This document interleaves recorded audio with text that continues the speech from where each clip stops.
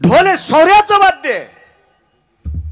शारदीय नवरात्र उत्सव असेल, अनंत चतुर्दशीचा माझा विघ्नहर बाप्पांचा उत्सव असेल, याच्यामध्ये ढोल पथक असते.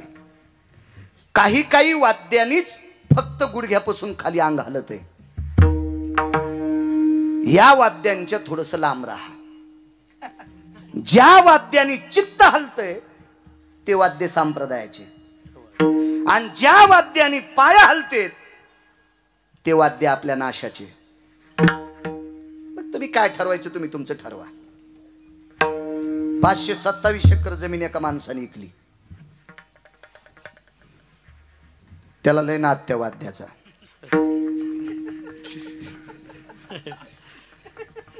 अजून एक नाद वाद्य होतं, ते पायात बांधायचं वाद्य. हा काय हे नाही सांगायचे. यायला माहिती आम्ही सांगितलं की बॉम्ब टाकतोय.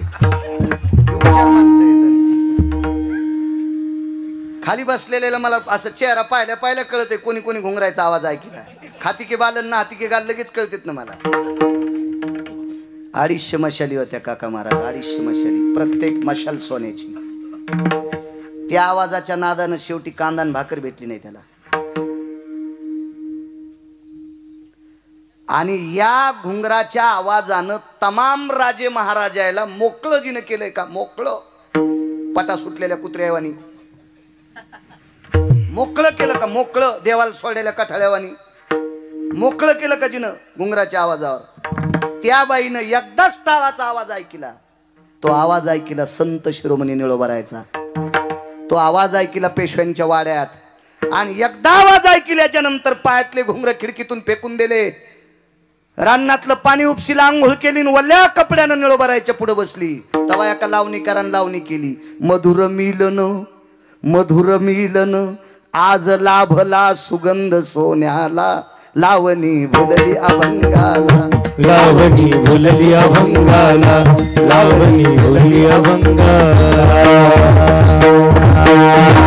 ज्या आवाजानं लाखो राजाचा नाश केलाय, त्या आवाज लोकांना ऐकणाऱ्या बाईनं अभंगाच्या आवाजाला बोलली. आज ती निळोबारायची शिष्या म्हणून गाजली. या संप्रदायातल्या वाद्यांचे आवाज चित्त हलवणार आहेत. तसं एका वारकऱ्याचं वाद्य होतं, त्याचा तो खेळ आहे, त्याची ती आतषबाजी आहे, त्याची ती शरीराची कसरत आहे. त्या वारकऱ्याचं नाव होतं लाख्या नावाचा कोल्हाटी. जातीनं कोल्हाट्याच्या कुळातला होता. संप्रदायाला जातीचा संबंध नाही. उच्च नीच काही नेने भगवंत तिष्ठे भाव भक्ती देवी. किंवा तुका म्हणे नाही जाती सवे काम, ज्याचे मुखी नाम तोची धन्य. यातायाती धर्म नाही विष्णुदासा, निर्णय तो ऐसा वेदशास्त्री. वैष्णव चांभार धन्य त्याची माता. कोणाही कुळातला असू द्या, वारकरी आहे ना, त्याच्या आईला धन्यता दिली. याच्या पलीकडे सांगू का किती थोतरी थांडली तर. उत्तम कुळी जन्म क्रिया मंगळ बुडविले कुळ उभयता. उत्तम कुळात जन्म केलाय आणि वागणं जर बास्कळ असल तर अख्ख्या कुळाला मातीत घालतो तो हरामखोर. इथं जातील वारकरी संप्रदायानं चोंभाळत नाही कोणाला, फक्त चांगलं वागणाऱ्याला चोंभाळला. सज्जन नावाचा खाटीक होता हो. खाटीक म्हणजे मुसलमानच ना. सज्जन नावाचा खाटीक मुसलमान. याचे तत्व गोड होते. पंढरपुरातला मालक सोबत बसला. कबीर मोमीन लतिफा मुसलमान, शेना नावी जान विष्णुदास. कोल्हाट्याच्या कुळातला साधू वारकरी, कोल्हाट्याच्या कुळात. याच्या पलीकडे सांगतो तुम्हाला, याच्या पलीकडे तृतीय पंथीला तुमच्याकडे प्रचलित शब्द काय आहे?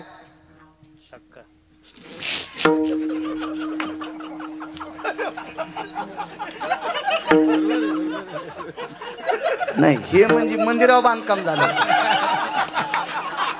ते कळसाव बांधकाम केलंय. हे इतका शब्द काढून टाका रे बाबा याच्यात.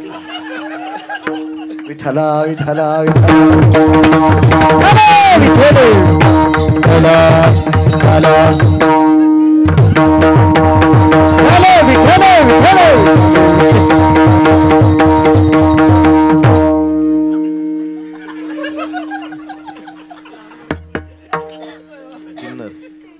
आता काय ताण नाही. शेंडीतून घाम निघला गिरगाव करायचा. जाऊ द्या. तुम्ही मानता किती? जाऊ द्या, पुन्हा ऐका. तुमच्या जवळच्या पाहुण्याच्या कुळात जर जन्माला आला तर तुम्ही त्या पाहुण्याला मानता का? नाही नाही नाही नाही. पण वारकरी संप्रदायाने त्याचा स्वीकार केला. एका वारकऱ्याचं ऐकून जीवनभर त्या तृतीयपंथीनं भजन केलं. कान्हो पात्रा खोदो पिंजारी तो दादू भजनी आभेदू हरीचे पाय. एक तृतीयपंथी याच्यातला आजही सकाळच्या काकड्यात त्याचं नाव घेतलं जाते. आहे का कोणाची ताकद त्या अभंगातलं नाव काढायची? का? कारण तो लायक संपन्न होता. पंढरपुरातल्या मालकाला आवडला म्हणून माझ्या अष्टादश संतांपैकी एका संतानं त्याचं नाव सकाळच्या काकड्याच्या अभंगात घेतलं. जातीला जास्त काही पिळायचं नाही. परमार्थाच्या बाबतीत जातीचा काही संबंध नाही. जातीचा संबंध मुला मुलींचे लग्न करण्यापुरती असावा. व्यवहाराचा काय संबंध आहे? चतुर्थी कोण धरतय? हे पटपट सांगा पुढे बसलेले म्हणून. कोणाच्या बायका? हिंदूच्या. आणि चतुर्थीच्या दिवशी सफरचंदन केळं कोणी किती?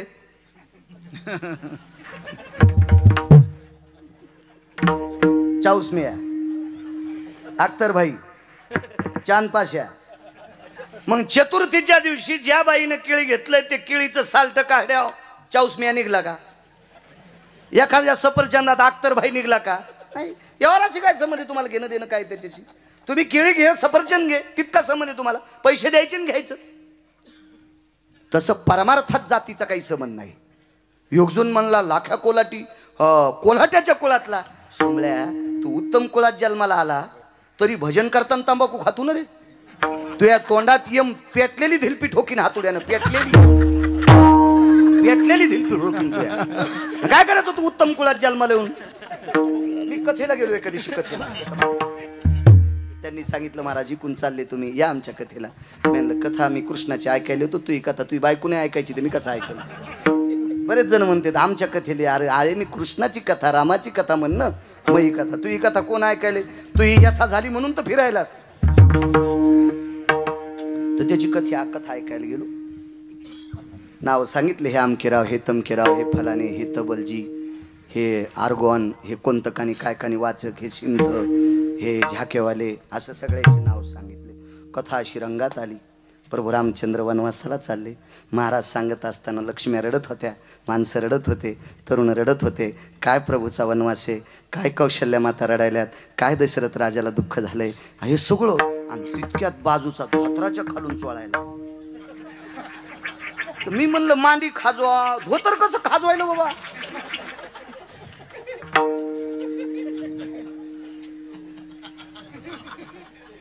कसा मला टाकून गेला राम.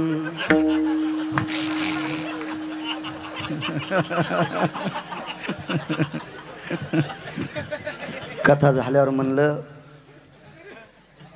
मला पण याचं सुंबळ्या पाप फेडावं लागेल रे.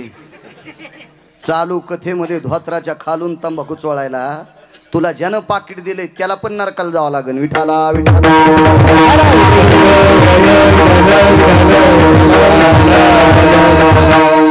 चांगलं वागण्याला किंमत आहे, चांगलं वागण्याला. टाइम संपला काय? हो 3 मिनिटं आगाव झाले. काका भाऊ असा असतोय कुठं? हे बा एकजण म्हणला महाराज त्या गावातल्या लोकांनी मला मतदान केलं नाही म्हणून मी पडलो. मी म्हणलं त्या गावाला दोष देऊ नको, तू या संचयनं तुला मतदान आणलं नाही. संचय फुटल्यामुळं तू पडलास. तसं संचयचं असं काम असते काका महाराज. वाढवा रिसोड माफे का 21 किलोची पाहिली. विडाला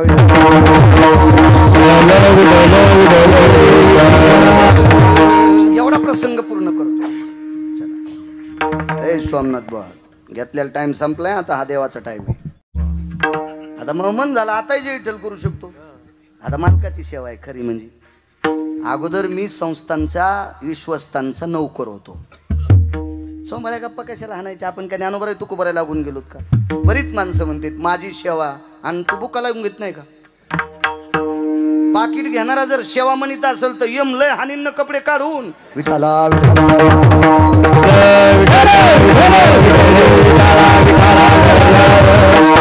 आपण भरकी माणसं आहेत, प्रपंचाचे दास आहेत. आपण सेवा नाही, प्राप्त प्रसंगी निवडलेला अभंग, सेवेकरता निवडलेला अभंग म्हणायचाच नाही. तोच म्हणू शकतो, त्यानं बुक्का सुद्धा लावून घ्यायचा नाही. त्यानं म्हणायचं सेवेकरता निवडलेला अभंग, नाही तर आम्ही फक्त म्हणायचा प्राप्त प्रसंगी निवडलेला अभंग. लोकांना काड्या करायच्या आधी आपण आपलं आहे का नाही.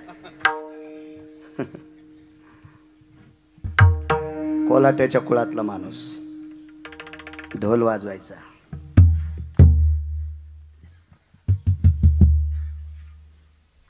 युद्धामधलं वाद्य मगाशी सांगितलं तुम्हाला, दुदुंबी. मृत वृषभाच्या शेपटीने वाजित असतात दुदुंबी. 80 वर्षाच्या माणसाचं सुद्धा रक्त पळतंय. शौर्य संपन्न वाद्य, आतिषबाजीतलं वाद्य ढोल. 4 वेळू होते, त्या येळूवर दोर लावायचा, दोन्हीकून 2 डाम ठोकायचे. लाख्या कोल्हाट्याने ढोल वाजवायचा आणि त्याच्या मुलीनं त्या दोरीवर चालायचं. रिंगेवर चालत असेल, ताटात चालत असेल, डोक्यावर 3 बरण्या घेऊन चालत असेल, कळशे घेऊन.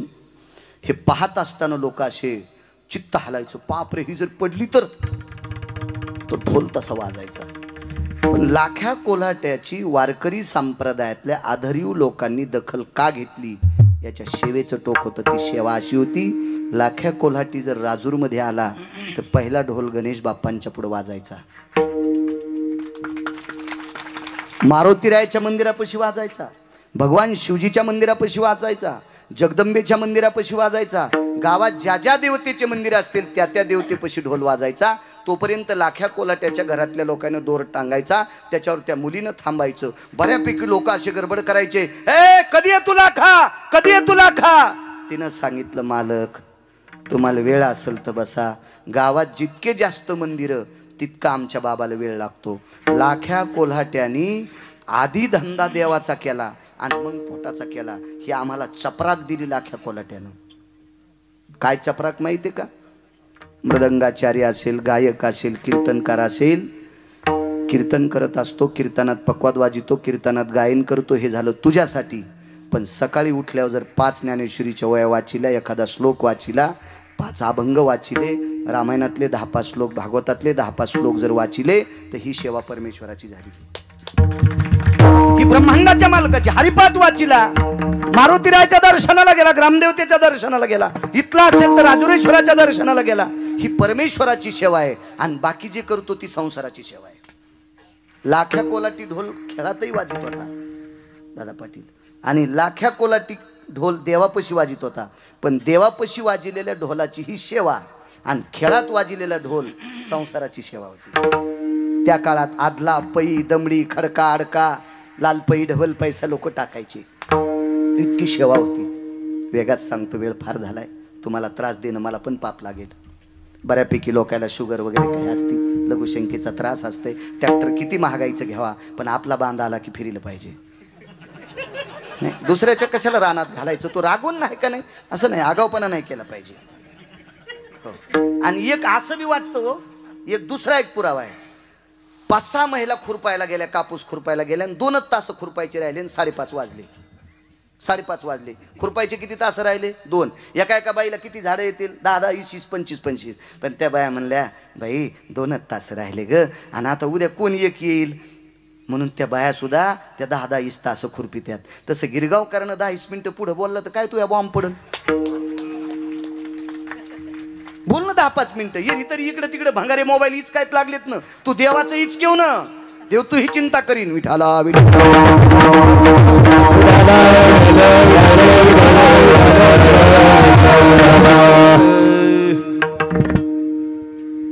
ढोल वाजिला, खेळ केला की संध्याकाळी भिक्षा. आवाज थोडासा करा, गोड करा, गोड, बेस कमी करून. मायलेकी भिक्षा मागायच्या. लाख्या कोल्हाट्याची पत्नी आणि मुलगी भिक्षा मागायची. अशी गल्ली असेल उभी तर डाव्या हाताने आईनं भिक्षा मागावून उजव्या हाताच्या गल्लीत दरुजाकडे मुलीनं भिक्षा मागावी. भिक्षा मागण्यात म्हणत होत्या, मायबाप वाढा माय बाप गरीबाला. हातात भाकरीचं टोपलं असायचं. लाख्या कोडाच्या त्या भक्तीचं नाविन्य प्रांतात पसरलेलं होतं. लाखा हा जातीनं कोल्हाट्याच्या कुळात जरी असेल तरी पण गळ्यात तुळशीची माळ होती, कपाळाला गोपीचंद होता, बुक्का लावायचा. विटेवरच्या मालकाचा लाख्या कोल्हाटी उपासक होता. ज्या दिवशी खेळ नाही केला त्या दिवशी लाख्या कोल्हाटी जिथं पाल ठोकलंय त्या ठिकाणी एकादशीच्या दिवशी लाख्या कोल्हाटी रात्री 1 वाजेपर्यंत एकटाच भगवंताच्या नावानं ढोल वाजित होता. एकटाच. इतकी लाख्या कोल्हाट्याची पंढरपुरातल्या मालकावर असीम श्रद्धा, काशीतल्या मालकावर असीम श्रद्धा, भगवान गणेश बाप्पावर असीम श्रद्धा होती. एक दिवस लाख्या कोल्हाट्याची मुलगी भिक्षा मागण्यासाठी एका मोठ्याच्या दारात गेली. भारदस्त वाडा होता. वाड्याला मोठा दरोजा, आतमध्ये चौक होता. त्या चौकात त्या काळातला पिळदार मिशाचा भयानक श्रीमंती असलेला एक भारदस्त व्यक्ती उभा होता. लाख्या कोल्हाट्याच्या मुलीनं पाहिल्याबरोबर मान खाली घातली. इज्जतदार माणसं होते, सात्विक सदाचारी पुण्यशील माणसं होते लाख्या कोल्हाट्याच्या कुळात. एवढी सात्विक लाख्या कोल्हाट्याच्या मुलीनं कुठल्याही पुरुषाकडे बघून डोळ्यात डोळे घालून कधी बोलली नाही. एका श्रीमंताच्या दारात भिक्षा मागितली, पाहिल्याबरोबर मान खाली घातली, टोपल्याकडे पाहून आवाज दिला, भिक्षा वाढा माय बाप. वैकुंठवासी स्वर्गीय समाधीधन ज्ञानसूर्य रंगनाथ गुरुजी परभणीकर म्हणायचे, रात्रीच्या समयाला लाख्या कोल्हाट्याच्या मुलीचे दात चमकायचे. इतकी सुंदर होती, एवढी सुंदर मुलगी होती. लाख्या कोल्हाट्याची मुलगी ज्याच्या दारात त्याच्या आतमध्ये चौकामध्ये मशाल लावलेली आहे. मशालीच्या प्रकाशाला लाजवील इतक्या लाख्या कोल्हाट्याच्या मुलीचे दात चमकत होते. एका पोटासाठी तारेवर कसरत करणाऱ्या एका वारकऱ्याच्या मुलीचं रूप पाहिल्याच्या नंतर या श्रीमंताच्या अंतकरणातला कामाचा बॉम्ब फुटला. वासनेचा समुद्र स्फुरत पावला आणि त्यानं आवाज दिला, ए मध्ये येऊन घेऊन जाय. लाख्या कोल्हाट्याची मुलगी मर्यादा सांभाळत होती. तिने विचार केला, आपण सामान्य माणसोत, मोठ्यांच्या चौकात जाणं चूक आहे. दुसऱ्यांदा आवाज दिला, ए पाहिजे का भिक्षा, मध्ये येऊन घेऊन जा भाकरी. चिमुकलं वय होत.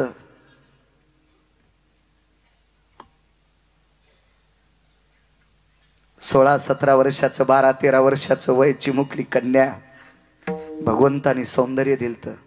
रूप कोण्या कुळाची कोण्या जातीची जहागिरी नाही.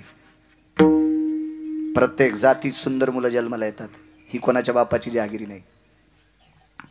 सौंदर्याला आग लागली होती. जीवनात कधी अशी नास्तिक माणसं पाहिली नव्हती. दुसऱ्यांदा आवाज आल्याबरोबर दबत्या पावलांनी एखादी हरणी चालावी त्या अवस्थेनं दाराच उंबरा ओलांडला आणि चौकात प्रवेश केला. वाड्यातल्या चौकात प्रवेश केल्याबरोबर या नराधमाच्या सेवकांनी आतून दार लावलं. जिच्या दाताच्या पंगती चमकत्यात अशा एका विटेवरच्या मालकाच्या निष्ठेनं प्रेम करणाऱ्या लाख्या कोल्हाट्याची ती कन्या आहे. तो दिवस तिच्यासाठी वाईट होता. तो संती केला ऋणी याच्यावर सांगतोय, काय कर्ज आहे देवावर संतांचं. तो दिवस तिच्यासाठी अत्यंत वाईट होता. तो दिवस तिच्या जीवनातला अत्यंत घाणेरडा दिवस होता. शरीरावर अनुचित प्रकार घडला. भाकरीच्या टोपल्याला प्रणाम केला. रस्त्याने चलत असताना टोपल्यातल्या भाकरीला म्हणत होते, हे अन्न देवते, हे अन्न पुरणे, हे अन्न पुरणे. पोटाची खळगी भरवतोस क, याच्याकरता तुझ्या आशेनं एकाच्या बळी पडले आणि या पवित्र शरीराची विटंबना घडली ग अन्नपूर्णे. माझ्या जीवनात असं का केलंस ग. 5-4 दिवसाचा उपवास घडला असता तरी चालला असतं. आमच्या कुळातली माणसं वारा पिऊन राहिली असती, झाडाचा पाला खाऊन राहिली असती ग. पण एका पवित्र वारकऱ्याच्या मुलीचं शरीर बाटवलंच ग या तुकड्यासाठी. आई घरी लवकर पोचली होती. घर म्हणजे डोंगरावर पाल दिलेलं होतं. बांगड्याचा आवाज आल्याबरोबर लाख्या कोलाट्यानं आवाज दिला, लक्ष्मी. जी मालक. इथं बसलेल्या माईंनो सांगू तुम्हाला, आम्हाला जशी लाख्या कोलाट्याची चपराक तो देवापशी ढोल वाजिल्याशिवाय खेळ करत नव्हता, आम्ही सुद्धा घरी हरिपाठ वाचिल्याशिवाय बाहेर नाही पडलं पाहिजे, हे आम्हाला चपराक. आणि लाख्या कोल्हाट्याची चपराक इथं बसलेल्या बायकांना आहे. कोल्हाट्याच्या कुळातली बाई नवऱ्यानं हाक मारल्याच्या नंतर धनी म्हणत होती, मालक म्हणत होती, जी म्हणत होती. तुमच्याही जीबीला जर शिकी एल्डिंग होऊ द्या, विनोदावर टाकू नका, हसण्यावर जाऊ नका माझ्या माईंनो. कोल्हाट्याच्या कुळातली बाई